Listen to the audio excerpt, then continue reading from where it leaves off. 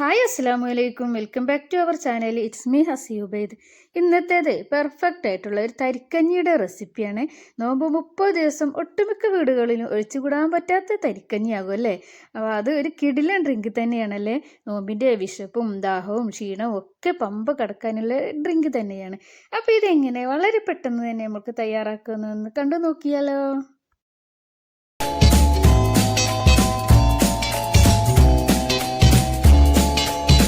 അതിനിതാ ഞാനൊരു പാത്രം സ്റ്റൗവിൽ വെച്ചിട്ടുണ്ട്. ചൂടായതിനു ശേഷം നെയ്യാണ് ഒഴിച്ചു കൊടുക്കുന്നത്.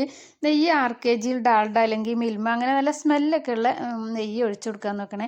അപ്പോഴാണ് നമ്മളെ ഈ തരി കാച്ചിയതിന് നല്ല ടേസ്റ്റ് ഉണ്ടാവുള്ളൂ. നെയ്യൊന്ന് നല്ല പോലെ ഒന്ന് ചൂടായി വരട്ടെ. ഇതിലേക്ക് ഞാനൊരു 4 കുഞ്ഞുള്ളി, ചെറിയ ഉള്ളി ഉണ്ടല്ലോ, അതൊന്നിതാ ചെറുതാക്കി കട്ട് ചെയ്തിട്ട് ഇട്ട് കൊടുക്കുന്നുണ്ട്. അപ്പോൾ ഉള്ളി ഒന്ന് നല്ല പോലെ ഒന്ന് ഫ്രൈ ആവട്ടെ. നല്ല പോലെ അങ്ങോട്ട് ഫ്രൈ ആകണ്ട, ഒന്ന് വാടിയാൽ മതി.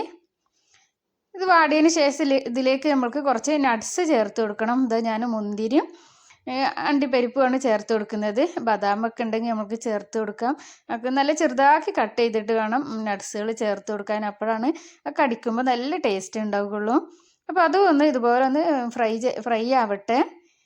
അടുത്തതായിട്ട് നമ്മൾക്ക് ഇതിലേക്ക് സേമിയ ചേർത്ത് കൊടുക്കാം. ഞാനൊരു കൈപ്പിടിയിലുള്ള അത്രയാണ് എടുത്തിട്ടുള്ളത് സേമിയ.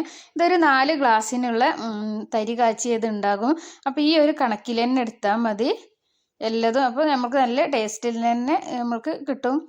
കൂടുതൽ കട്ടില്ലാതെ കുടിക്കാൻ നല്ല പാകത്തിനുള്ളതാണ് ആയി കിട്ടുക. അപ്പോൾ ഈ ഒരു അളവിൽ തന്നെ എടുക്കാൻ നോക്കണേ. ഇപ്പോൾ ഇതാ സേമിയ ഒന്ന് ഞാൻ വറുത്തതിന് ശേഷം സേമിയ നല്ല പോലെ ഒന്ന് കളറ് മാറണം. ആ സേമിയൻ്റെ ഒരു കളർ ഉണ്ടല്ലോ, ആ കളറൊന്ന് മാറണം. പിന്നെ 1 ഗ്ലാസ് പാലാണ് ഒഴിച്ചു കൊടുത്തത്, 2 ഗ്ലാസ് വെള്ളം. ലാസ്റ്റ് ഒഴിച്ചത് ആ ഒരു പാലിൻ്റെ കളർ വന്നത് ആ ഗ്ലാസ്സിൽ, ഞാൻ പാലെടുത്ത ഗ്ലാസ്സിലാണ് വെള്ളം അളന്നത്, അതുകൊണ്ടാണ് അതങ്ങനെ ഒരു കളർ വന്നത്. 2 ഗ്ലാസ് വെള്ളം 1 ഗ്ലാസ് പാലുമാണ് ഞാൻ ചേർത്ത് കൊടുത്തത്. ഇപ്പോൾ അതാ നമുക്ക് നല്ല പോലെ ഒന്ന് മിക്സ് ചെയ്ത് കൊടുക്കാം.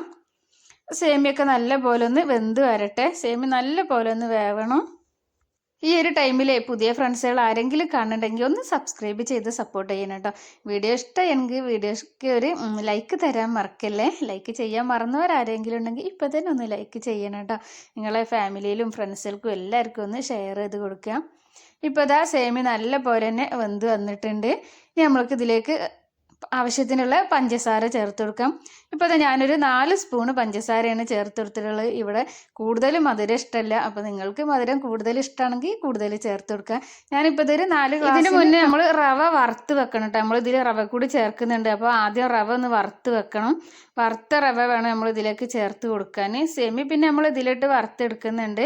റവ നേരത്തെ തന്നെ വറുത്ത് വെക്കണം. ഇല്ലെങ്കിൽ പിന്നെ സേമിയ ഇട്ടതിന് ശേഷം റവ വറുത്ത് കൊടുക്കേണ്ടി വരും. ഇപ്പോൾ റവ ലാസ്റ്റ് ചേർക്കുന്നതാണ് നല്ലത്. ഇപ്പോൾ ഞാൻ ഈ ചേർക്കുന്ന പോലെ ചേർത്താൽ മതി. റവ നേരത്തെ ഒന്ന് വറുത്ത് വെച്ചാൽ മതി.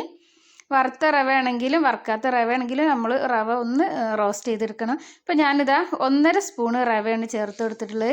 റവ ഇത്ര തന്നെ ചേർത്താൽ മതി, കൂടുതൽ ചേർക്കരുത്. 1.5 സ്പൂണ് മാത്രം ചേർത്താൽ മതി. ഇത് റവ ഒന്ന് നല്ലപോലെ വെന്ത് വരുമ്പോൾ നല്ലപോലെ ഒന്ന് കുറുകും. അപ്പോൾ അതാണ്. അപ്പോൾ കൂടുതൽ റവ ആയിട്ടുണ്ടെങ്കിൽ ഒരു ടേസ്റ്റ് ഉണ്ടാവില്ല അത് കഴിക്കാൻ. അപ്പോൾ റവ ഒക്കെ പാകത്തിനാകുമ്പോഴാണ് ഇത് നല്ല ടേസ്റ്റ് ഉണ്ടാവുക. ഇപ്പോൾ അതാ ഞാൻ ഏലക്കായ പൊടിച്ചതാണ് ചേർക്കുന്നത്. ഏലക്കായ ഞാൻ പൊടിച്ചെടുത്തത് എങ്ങനെ, ഇത് പഞ്ചസാര ഒന്നും കൂട്ടി പൊടിച്ചതല്ല കേട്ടോ.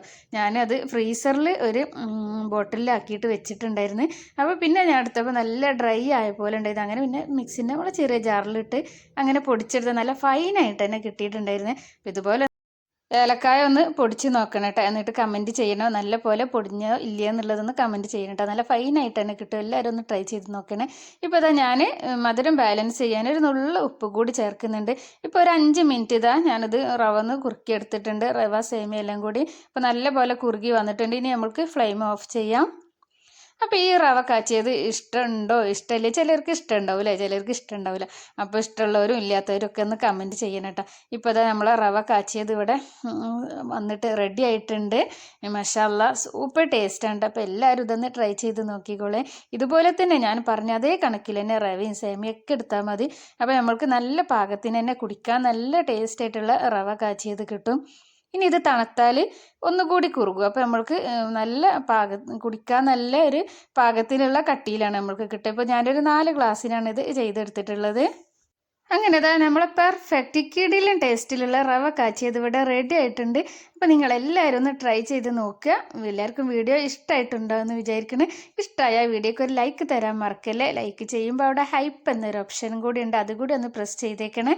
അപ്പോൾ ഇനി ഇൻഷാ അല്ലാഹ് അടുത്ത് നല്ലൊരു വീഡിയോ ആയിട്ട് വരാം. അതുവരേക്കും എല്ലാവർക്കും അസ്സലാമു അലൈക്കും. Thank you for watching. By.